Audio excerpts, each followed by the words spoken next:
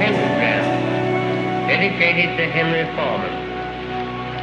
In the years of the primal force and the dawn of terrestrial birth, man mastered the mammoth and horde. Good afternoon, good evening, good whatever, good whomever I may find you, animal, vegetable, or mineral, whatever you are. I am Alan.averill, just a singer in a heavy metal band, and this is Agitators Anonymous, episode 160-something. Who knows? Who cares? It's the middle of the summer in Ireland, which means that it's grey and miserable and raining. We had a small run of good weather, and there's nothing Irish people like more than talking about the weather. But it's pretty grim out there. What are we going to talk about today? Well, I've got a couple of podcasts in the chamber, so to speak. A couple of things ready to go. Some more interesting chats. A lot of you liked the chat I did with Joey Vera, possibly the nicest man in heavy metal.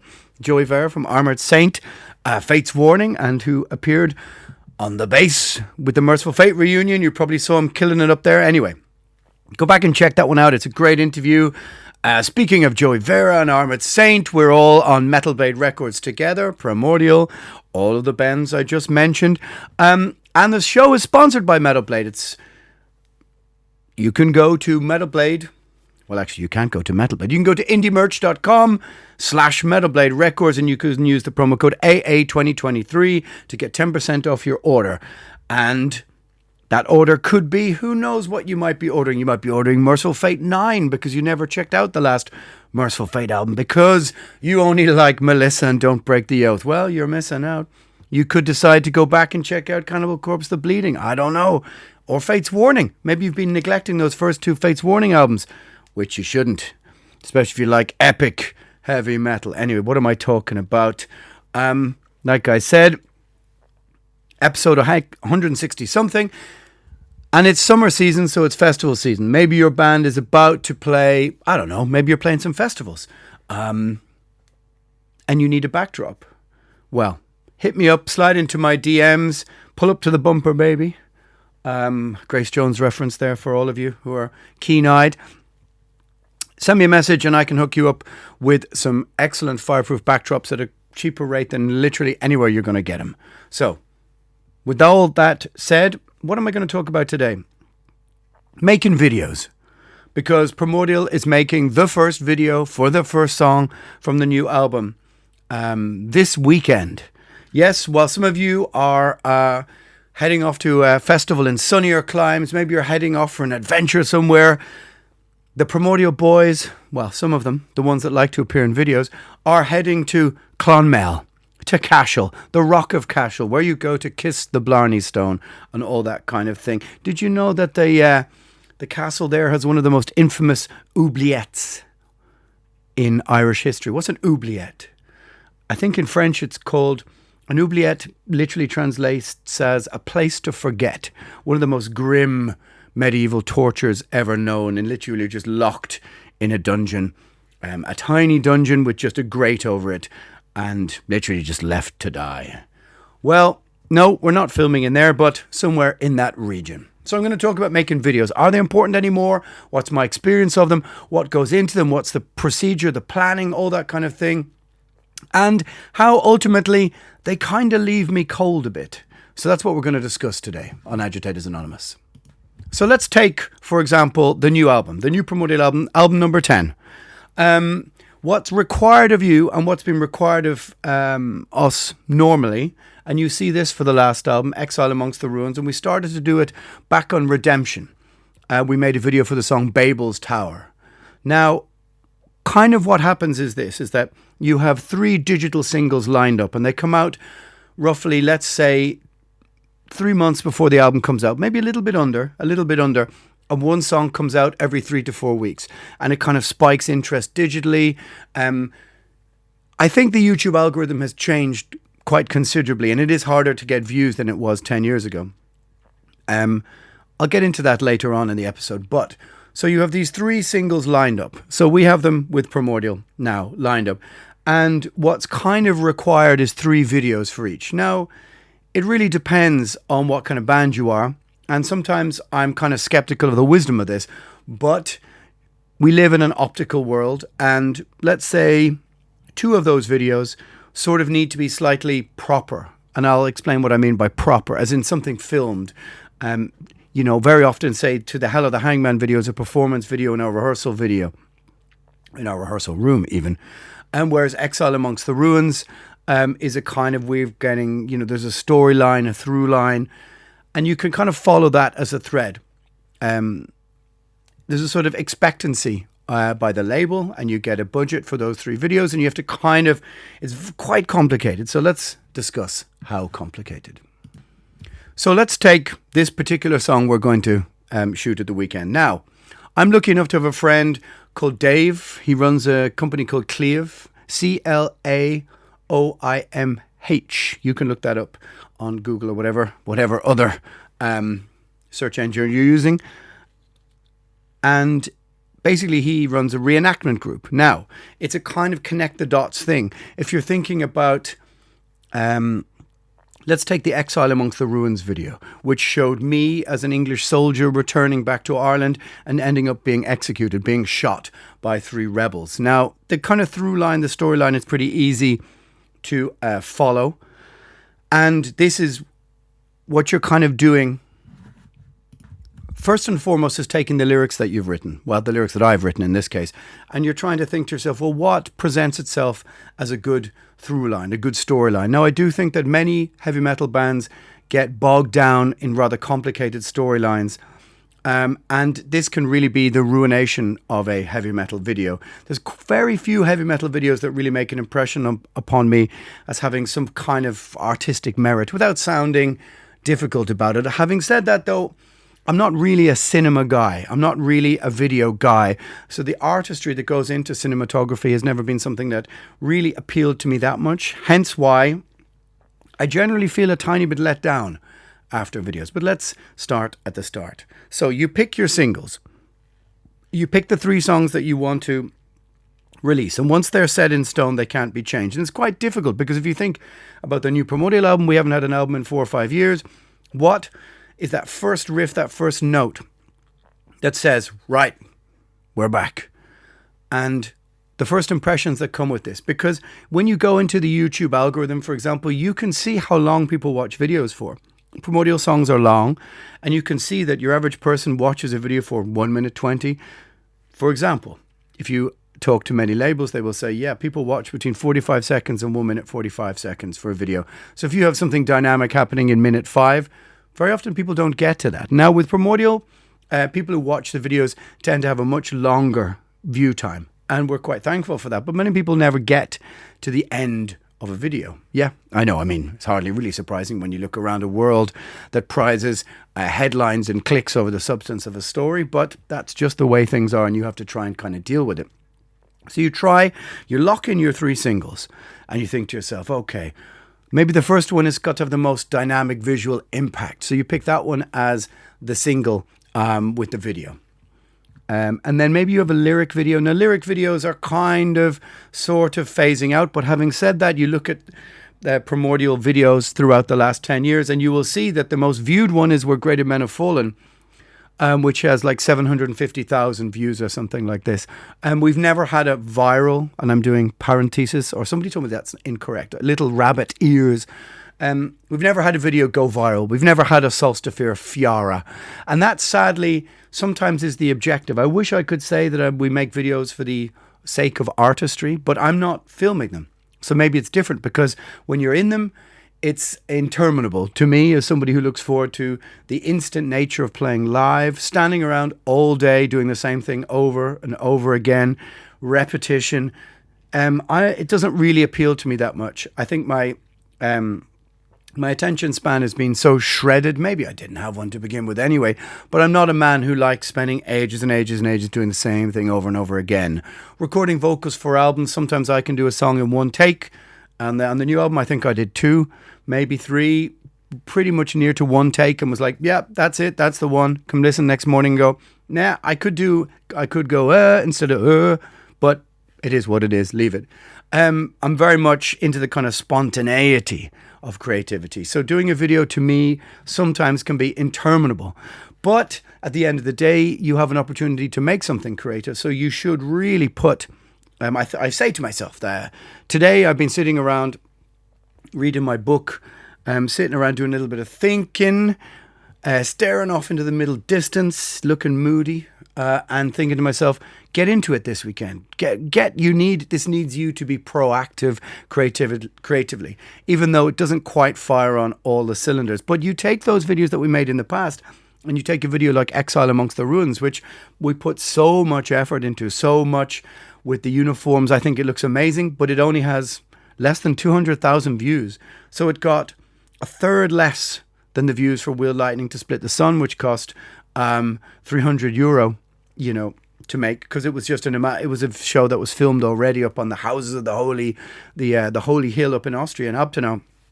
And you think to yourself, wow, the video that we put the most amount of effort into got the least amount of views. Now, of course, it's not all about the views. Of course it isn't. There's an artistry to it.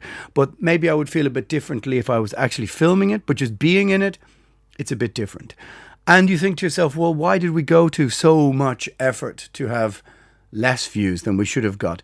Because what everybody's really searching for somehow is that, I call it the Solstice Fiara moment. Now, if you're familiar with that song, Fiara, with all due respect to my good buddies, Solstice, I think that this song kind of broke them through onto another level.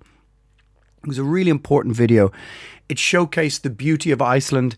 It was dramatic. It was a really, really great video, really well filmed. And it just kind of captured this kind of cultural metal zeitgeist at that moment where Iceland was just this otherworldly, exotic place. Exotic is maybe not the right word, because I think when we think of the word exotic, we think of the south of southern countries, south of the equator, but not really in the true meaning of the word.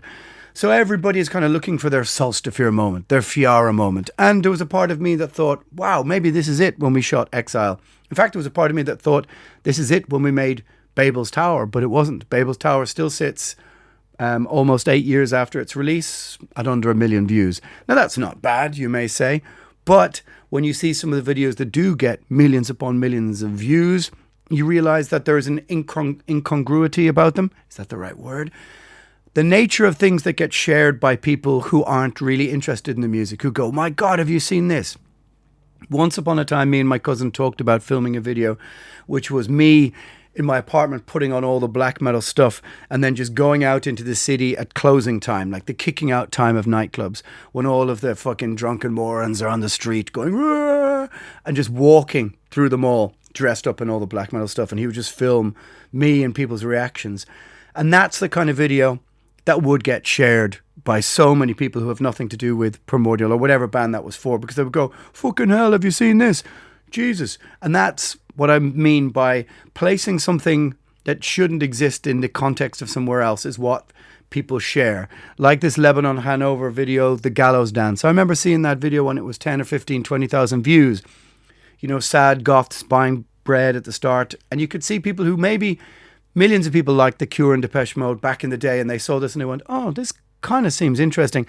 But it was the beginning of the video that made people share it. And that's what trying to understand why something goes viral is very complicated.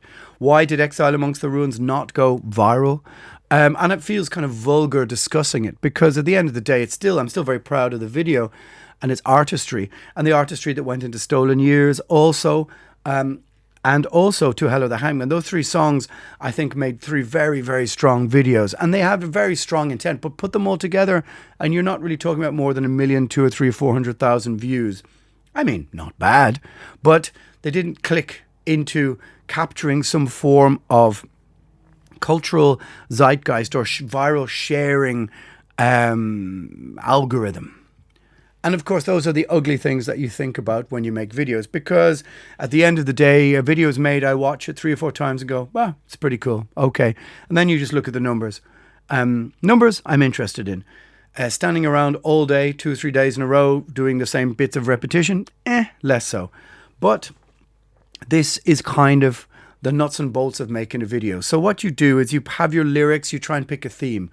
Now, I'm not going to try and ruin the theme of the upcoming video, but we're going back into the 17th century, early 17th century in Ireland. We've got the uniforms, we've got the outfits, we've got all this kind of stuff. And what you want to do, if any of you have ever seen a film called Field in England, I would advise going to view it. It's a very strange movie that relies more on sort of moody shots, and it's about soldiers separated from their battalion. Again, in England, I think in the Cromwellian times, Roundheads, I think they were called, and they take mushrooms, if I'm not incorrect, and it's kind of a half trippy, half weird kind of movie. And in those terms, as a reference point, you're not looking for a through line, a storyline, like, character A said to character B this. You're not looking to break the fourth wall, which is you're not speaking to camera, so you're not like dressed as a character from Ireland from 1630 or 1640 in a military uniform who then turns and sings the words into the camera, which is called breaking the fourth wall, if I'm not incorrect with that, which is a kind of dramatic theatrical term, which means breaking the setting that you're in to talk directly to the audience. It became a thing which certain sitcoms did quite famously, when somebody would break character and like speak to the audience. I think a good example is maybe let's say House of Cards with Kevin Spacey, where he steps aside every now and again and talks to the camera. That's breaking the fourth wall, as I understand it. Of course, somebody can hit me up in the comments and go, no, it's not, it's the this, that, the other. Anyway, so you try and pick your uniforms, or whatever it is that you're doing. Maybe you're doing a performance video or standing on a stage, which I always felt very weird about. Are you going to stand there on the stage and like headbang in front of an empty venue? I never really liked those videos. You can see in Stolen Years, we filmed a show in Romania and sort of cut it into one of those black and white, We Are the Road Crew type videos, which are much easier to make because you don't have to pretend. So then what you need to do, if you think, one of the things that you have to think about also is that if you look at 80s heavy metal videos, let's say you're docking and you're done docking and you're hiring a helicopter and a truck and a this, that and the other. Sometimes hundreds of thousands of dollars are spent on those videos. Now your budget for making a video, which is supposed to look as good, again, I'm doing that parentheses, rabbit ears thing, you might be getting €1,000 or €2,000 to make such a video, or a tiny bit more, or you're getting a couple of times that and you're supposed to make 3. The budgets are so small now, and the reward or what you're supposed to give back is supposed to, I suppose, be of an equivalent standard to videos that once upon a time cost 10, 20, 30, 40, 50,000 dollars back in the day. And once upon a time there was, of course, MTV. I remember seeing the premiere of My Dying Bride, Symphonaire Spirus et some blah blah blah. You know the one, the first EP. Video was 10 minutes long and MTV aired the whole thing. And if you ask me, that kind of made MDB's career, in a sense that before MTV canned everything and stopped playing music and stopped playing rock or stopped playing metal, if you got a video on rotation on MTV, it could make your career. And there are still bands now who play festivals getting paid considerable sums of money, whose early career was probably formed on the back of MTV. Think of Morbid Angel, Covenant, those amazing videos for Rapture and God of Emptiness. They were subsidied by a major label they just signed to. Think of Cathedral, think of My Dying Bride, Paradise Lost. There was once a special on MTV which was At the Gates, Anathema, and I think My Dying Bride playing together just in Nottingham Rock City, but that was watched by probably hundreds of thousands of people.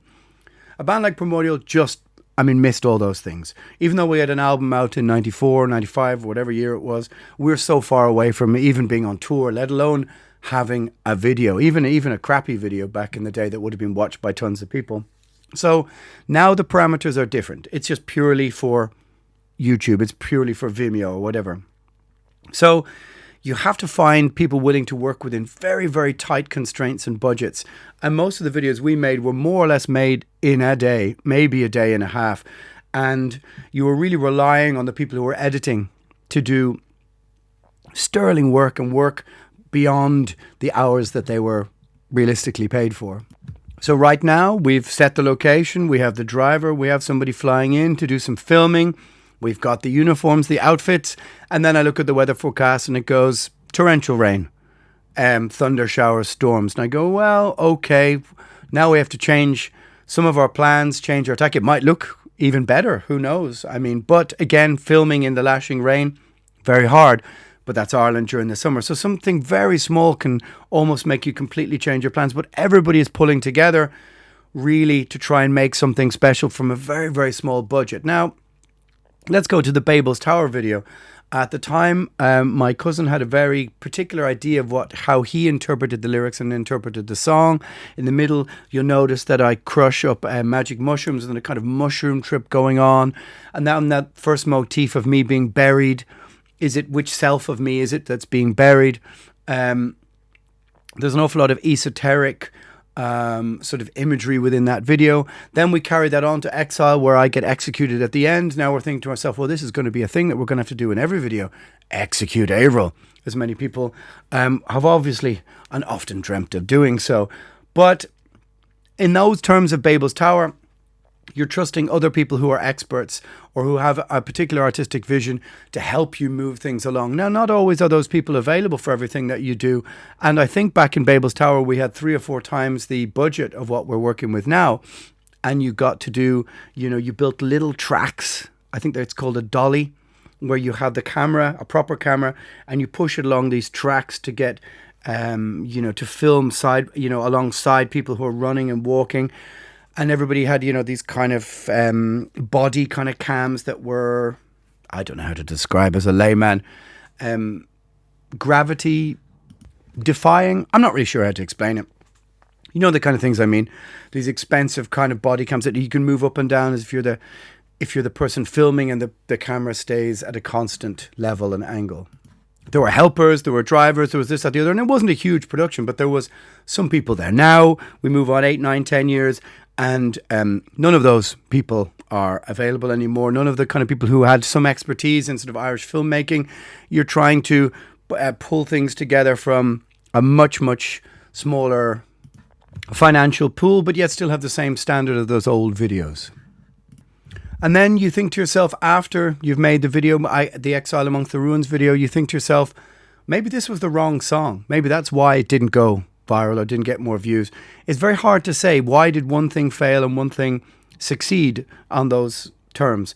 And you can drive yourself mad by overanalyzing those things. There's also other things to consider, which is that when we made the Babel's Tower video, we had to get a permit for filming on that particular land. You can't really, well, you can and you can't. If you find an isolated enough ruin, right now, a friend of mine has identified what he thinks are kind of isolated ruins that we might be able to film something cool on. And you're going, okay. But then you arrive and who knows, somebody set up a little gate and there's some security guard, or perhaps there's a big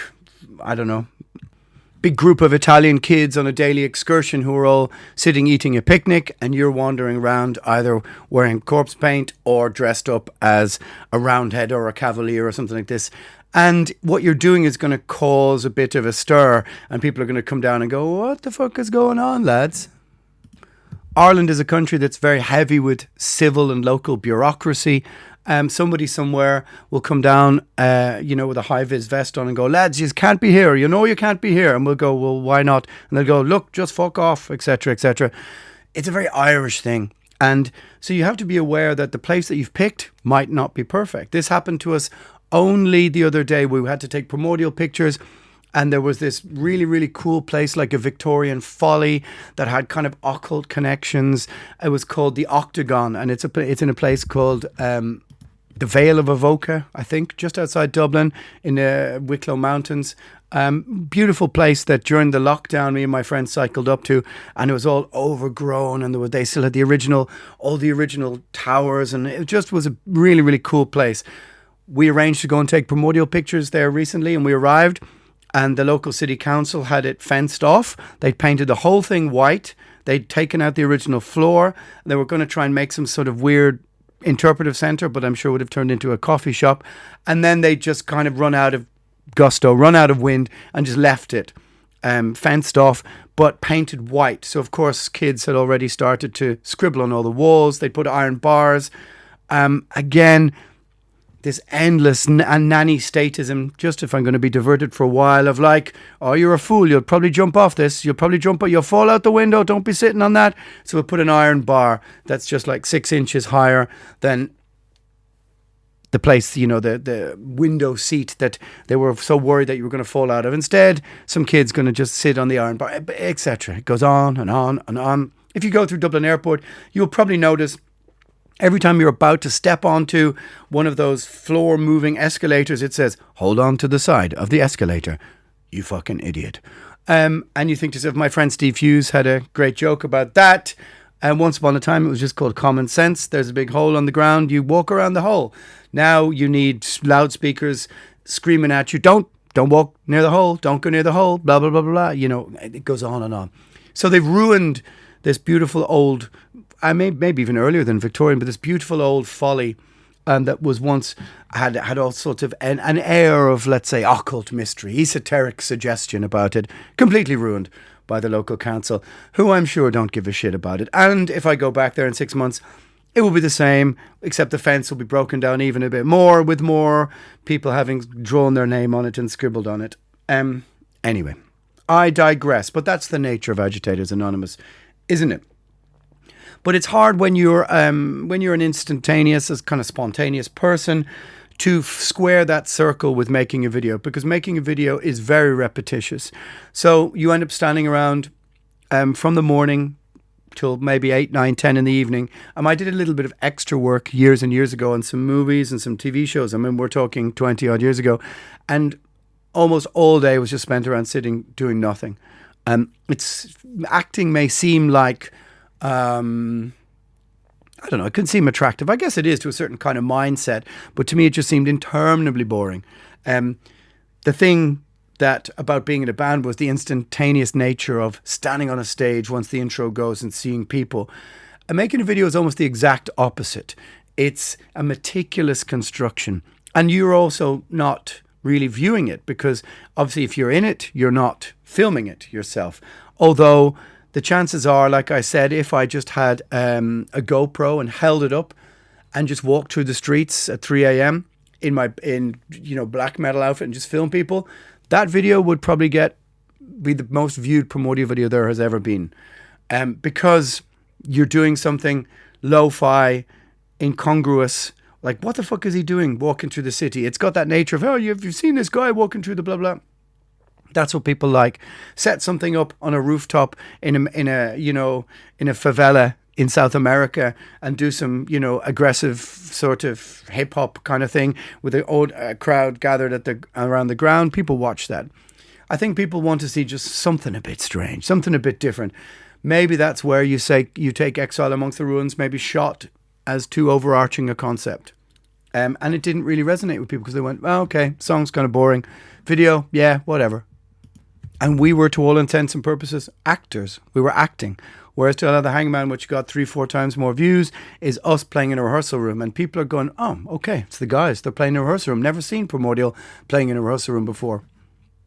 But once upon a time, the band probably would have showed up and just been told, you stand there, you do this, you're going to have to do your air guitar solo, blah, blah, blah, whatever it is. Now you're entirely involved in every part of the process. So you don't, other than just worrying about whether the video is going to turn out cool or not.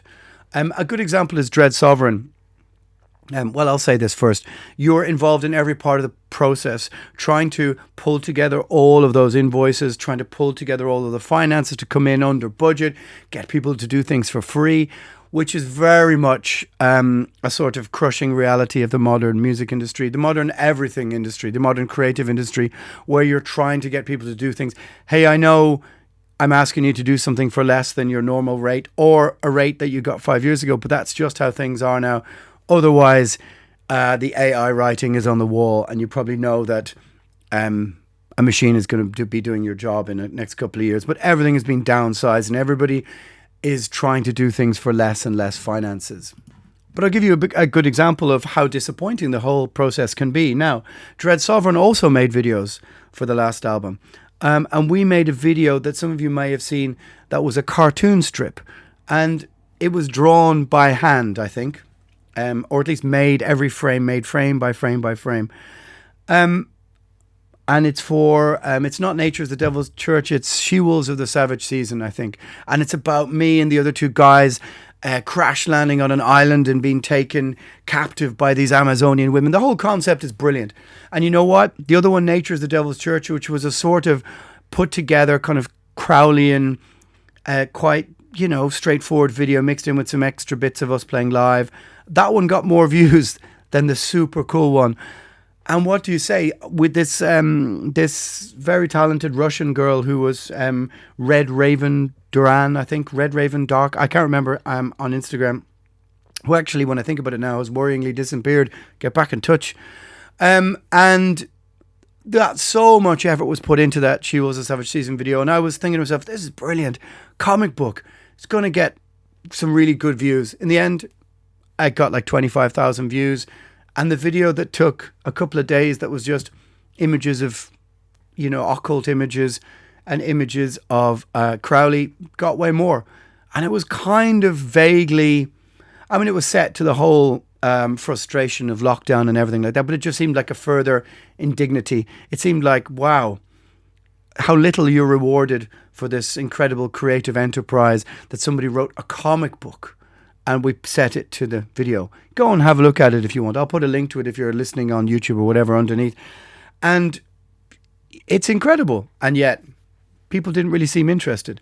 And I suppose that is the kind of numbing experience you can get from making a video. That it's a kind of necessity. And if you're inclined to think about these things quite a lot, you will look at the numbers and you'll go, hang on, we put so much effort into this, so much effort into Exile Amongst the Ruins. And it seemed like it wasn't viewable, wasn't shareable, didn't get clicks, didn't get whatever. Now, of course, that's not the only reason why you do anything creative. We know this. But like I said, cinematography and film isn't really my medium. I'm not a big cinema guy. I am to a point, and I'm particular about the movies that I like, and certainly more or less everything mainstream, nah. You're talking about a man who never saw Rambo until he was in his 30s. All the 80s movies that everybody liked, the Romancing the Stone, the Predator, the whatever, zero interest. When I was a kid, I was more likely to be found watching Akira Kurosawa or Jim Jarmusch or something. Munch, whatever. Because I was a sad kid, whatever you want to say. So all of the, teenage reference points from the 80s, I'd done a covers band with the guys from Gamma Bomb, and they would be talking to each other in lines from 80s movies, and I'd be like, what's that from? And they're like, Big Trouble in Little China. I'd be like, never saw it. And they would just be like dumbfounded. I was like, look, I don't know, whatever. Look, I was probably listening to Venom black metal when you were busy. Yeah, exactly. Anyway, so you can't help but have an element of vague, sort of detached disappointment when something you put so much effort into kind of doesn't get what you think is the reward. And it's not necessarily the reward for your part in it.